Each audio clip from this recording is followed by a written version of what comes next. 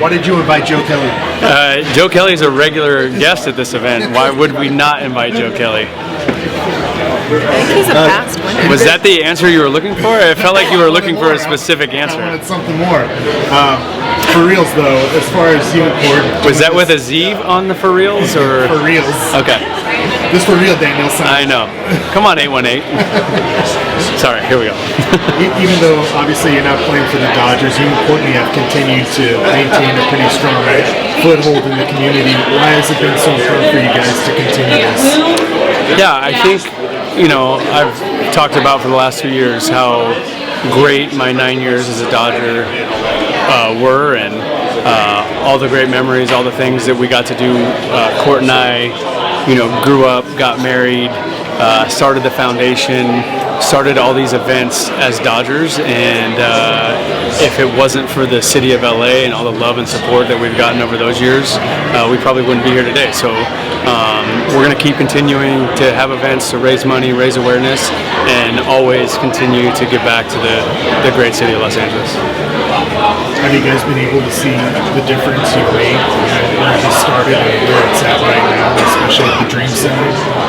Yeah, I think we haven't really fully taken the time to reflect, but we were even talking last night with Pastor Matthew from the Dream Center and thinking even back to like the COVID year and the food line and starting the food bank and starting to really process like how that legacy started and how it's continuing and making an impact every day. And I think, I don't know, if we keep going, I guess we don't really have time to reflect back on the impact, but no, there are little moments along the way where we're like, okay, wow, this has really come a long way for us, for sure. A little ironic to have better weather in November than earlier in the year.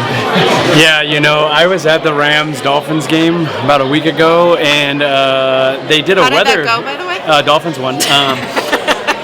They did a weather forecast in the middle of the game, and they said expecting rain this week, and I about hit the floor, and I was like, no way we're going to get rain again. So we're just so thankful that we have such a beautiful day out here.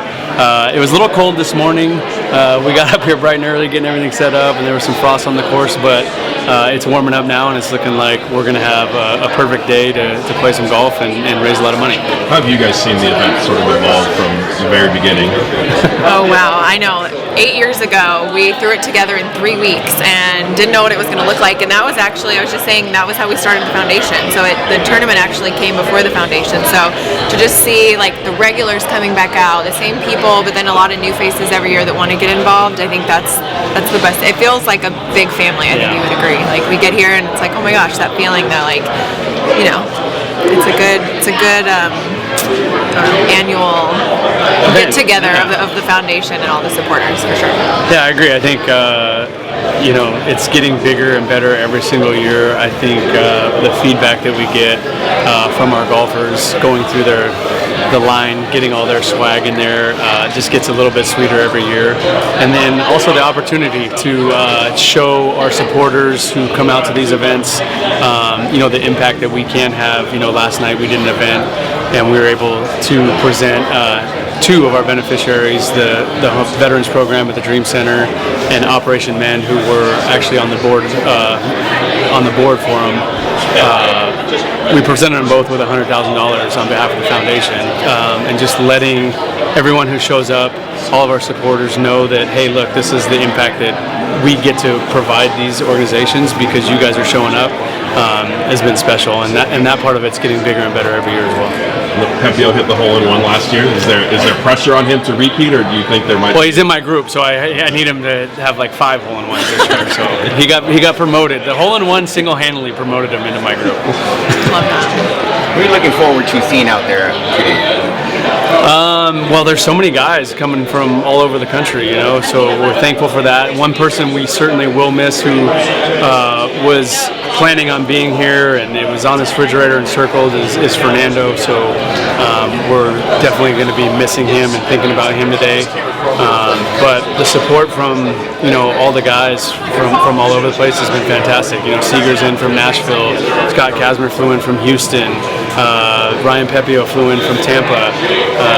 We have a bunch of guys from Arizona who came out, Tony Gonsling, Cal Raleigh. So the tournament's growing, it's spreading. When we first started this, it was a very, very heavy Dodger event. And as I've been moving around the country, guys from around the country are starting to come in. So there's a little bit more variety of guys, which we're excited to have out here, and a lot of guys that this is their first time. So we're hoping they have a great day and then they become regulars out here every year.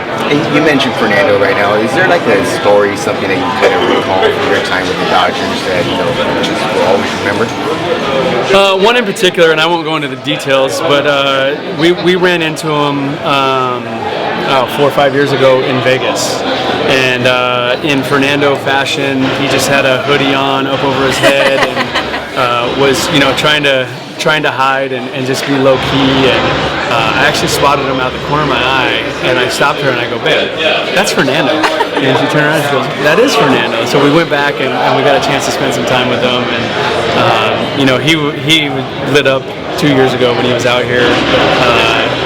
Getting on the course, had a great day, and I mean, what he means to the Dodgers organization, I think is it's not going to be replaced. I don't think a lot of people truly understand the effect that he had, and that he brought the Latino fan base back to Dodger Stadium through Fernando Mania, and doing all that as a 20-year-old, and all that pressure was crazy, and I have so much respect for him, and he's certainly going to be missed here today, and I'm sure every single day that there's a game going on in Dodger Stadium, he'll be thought about.